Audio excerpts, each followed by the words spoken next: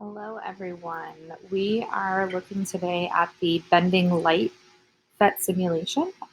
When you enter, you may come to a screen that brings up the three options that are listed below here at the bottom. If you've done other PhET simulations, you will note that you can toggle between the different types of simulations being offered within the bending light or within any simulation.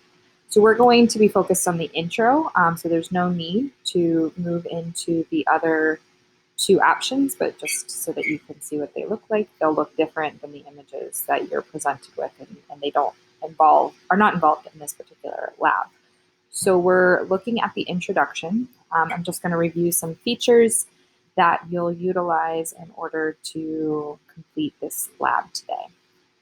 So what we have here is a light beam. We're going to use this red button right here to turn it on and turn it off. You'll see that you can move it at a particular angle. You can't pick it up or put it down, but you can change that angle. And just as a reference, there is an image at the top of your Google form that this is the incident beam, meaning the light that is being generated, that is coming in to the surface. And then you have the angle of reflection, which is from the normal line out to the reflected light. And then you'll have the angle of refraction, which will be the normal line to the refracted light beam. So you'll explore this a little bit further, but basic function, turn it off, turn it on.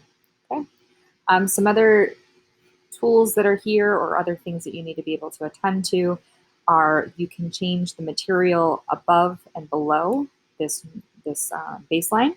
So right now it's set to air on the top, so this white portion is air. You can see if I change it to water, it'll turn blue. If I change it to glass, it'll turn purple.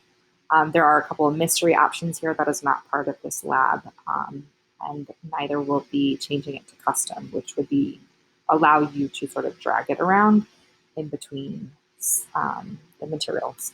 So it starts off at air and the bottom starts off at water. You can change either one of those. And then some portions you'll be asked specifically to play around with that index of refraction in order to see what happens to the light beam.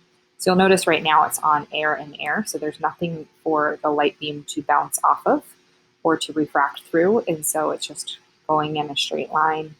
I changed that to water, though. Now we see that there is some reflection and there is some of it refracting. So you'll be exploring with that. The other features that you'll be asked to work with are the protractor. So kind of dragging this over, you'll want to center it up on the division between the two materials. You can line up the 90-degree marks. And on that normal line, you can line up those 0-degree marks. So you'll be asked to utilize that tool sometimes.